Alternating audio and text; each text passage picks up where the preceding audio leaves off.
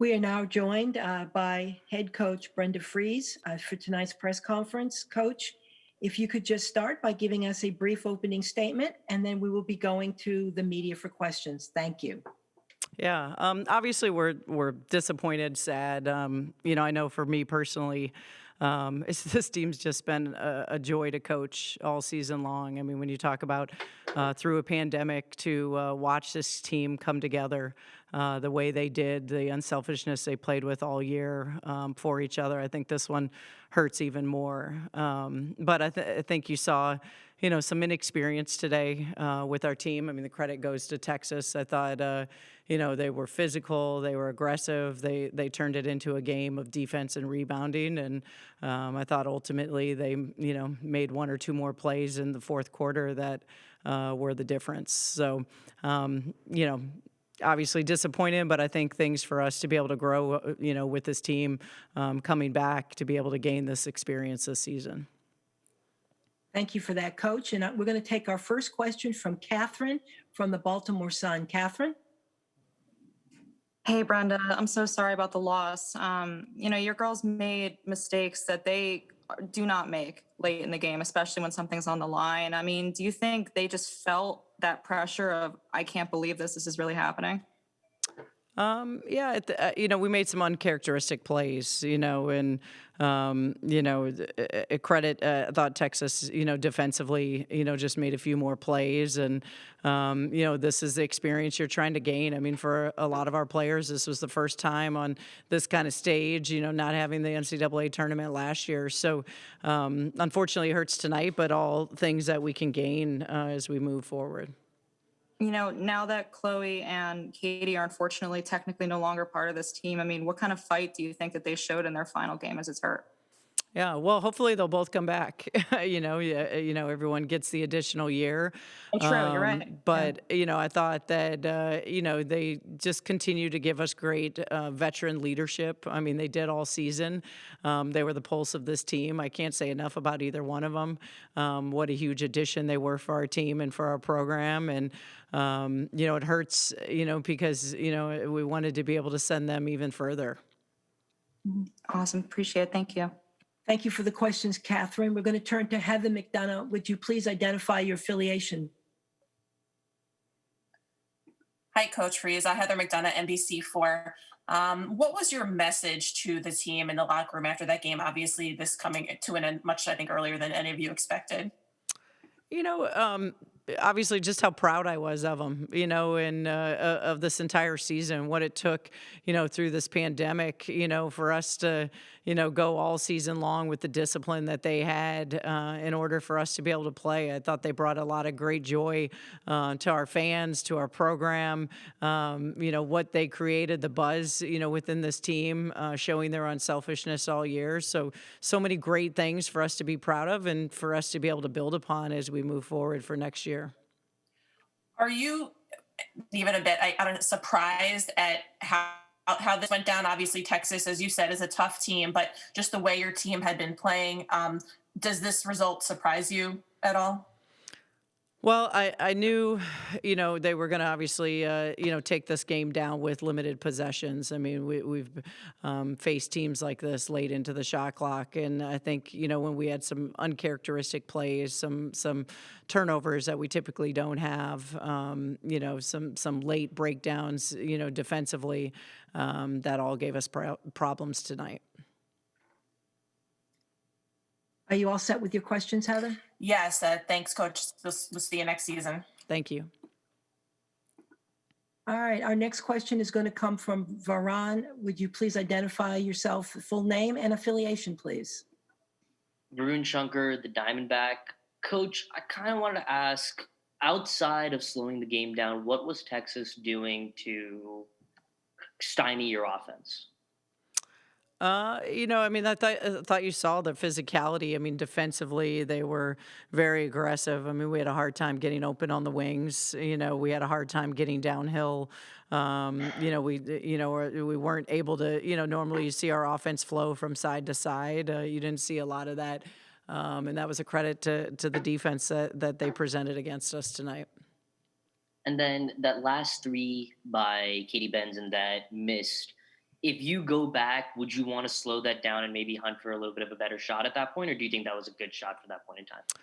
I mean, I thought it was a great kick ahead to her. I mean, gosh, she's shown all year. I mean, she's, shoots over 50% from out there. So, yeah, her getting a wide open three, I'll take that any day. Thank you. Thank you, Varen. We have time for a few more questions. I'm looking to see if anyone would like to ask another question of Coach Frese. If you would, please use the raise hand function. All right.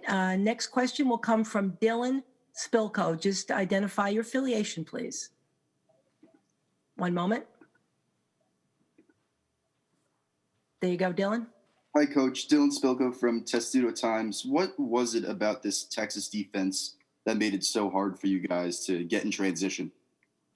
Well, I think you saw, there's just a ton of physicality throughout the entire game, and so that tends to wear on you, as the game goes on. So, an extreme amount of ball pressure, throughout the entire game. You have to be able to get open on the wings, and then heavy help when you go to attack off the bounce. So, a lot of areas that gave us problems tonight.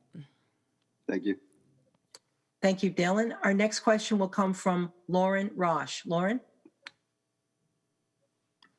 Hi, Coach. Lauren from Testudo Times. Yesterday, you talked a little bit about what a battle on the glass this matchup was going to be, and it definitely proved to be so. And kind of looking back at the fight that your team gave today, especially in that area, like, what do you have to say about that and how you feel? Yeah, I thought we fought hard. I loved our toughness. I think we had some untimely missed box outs, that were really costly, late game. But I loved our heart. I loved our toughness, trying to battle with the size that they had.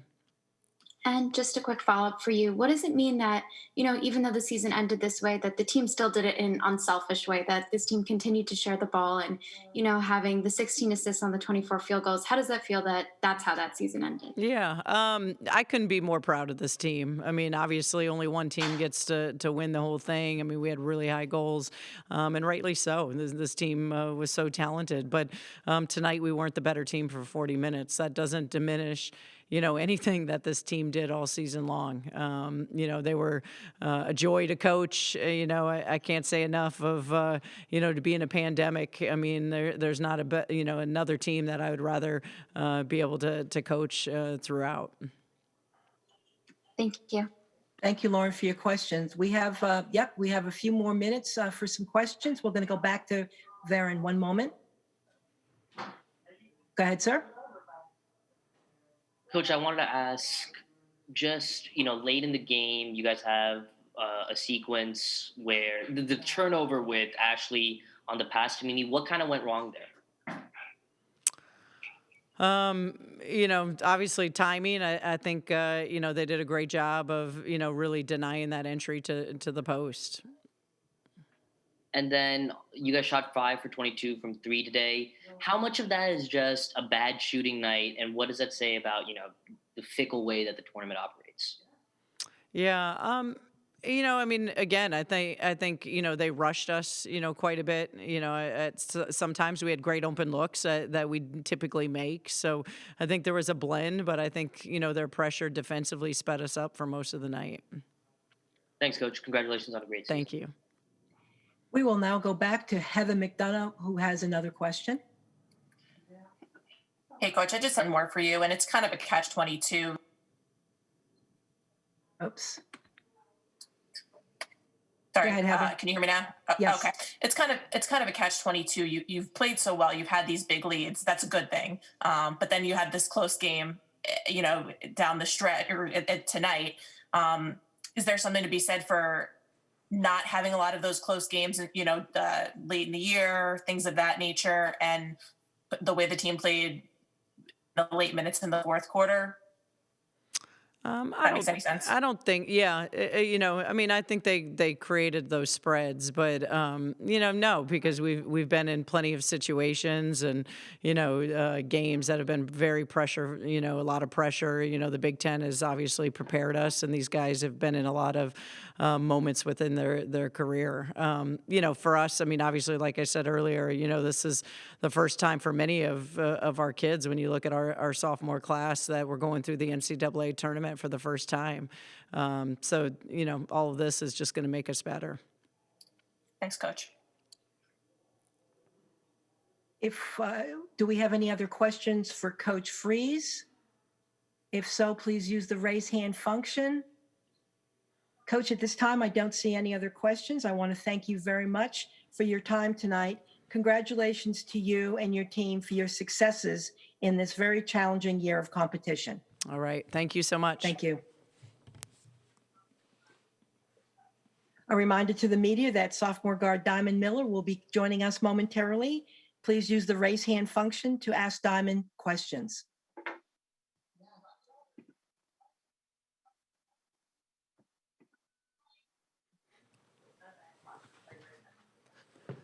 Diamond, thank you for joining us and congratulations on a terrific season. We're going to take our first question for you from Catherine from the Baltimore Sun. Catherine? It's Chloe Bibby, not Diamond Miller. I'm sorry. Sorry. I did not know that. I apologize. You're right. And I was not given that. I apologize for that. I was going to say, Chloe, you look so different. I know. I was too. I was taken aback. I looked up. I apologize, Chloe, very much. Oh, good. Chloe, I mean, you come back next year. You guys, I mean, basically should be the same team. I mean, this could happen again. I mean, this stings, but do you kind of try to turn this towards next year and think like, we're the same next year, we can do this again? Yeah, I mean, I'm so proud of these girls. They came out all season and fought, and I think our inexperience did show tonight. This is the first time that they've had, the big lights on them for, a lot of our team. But I think that's great exposure. I mean, you need that and you need those moments. So really proud of how they fought tonight. But I think this will fuel us, going forward. I mean, that now they've got that under their belt, had the first NCAA tournament. So they had a little bit of taste of it. And I think we're going to want to go further. So, just as I say, really proud of them. You guys will keep fighting to the end. And I think you can see that in the way that Diamond drove that layup right at the last second. But was there a moment late where you started to feel that it was over, that, you guys weren't going to be able to come back? No. I mean, I have full confidence in my team. I mean, sometimes it's March, and that's just how, the ball game goes. They made some good free throws at the end. I mean, kudos to Texas. They played a really great game tonight. And we just weren't able to finish it out. But, I mean, there was no point. I've always got my team. Every night I've got my team, so no. Awesome, Chloe. I'm looking forward to next season. Thank you. Thanks. Our next question will come from Lauren Roche. Lauren? Hi, Chloe. Lauren from Testudo Times. I asked Coach a similar question, but same for you. What does it mean to you that your team went out on this note where you were still playing unselfishly and playing that game, that, that team game, that 11-strong game that you've been talking about all season? Yeah, I mean, that's the Maryland style of basketball that, we've talked about all season, is that unselfish play.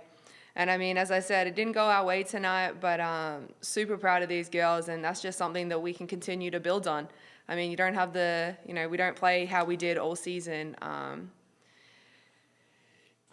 don't know, come out the way we did. It just, these things happen, and Texas did. They played really great, but this is not gonna stop us.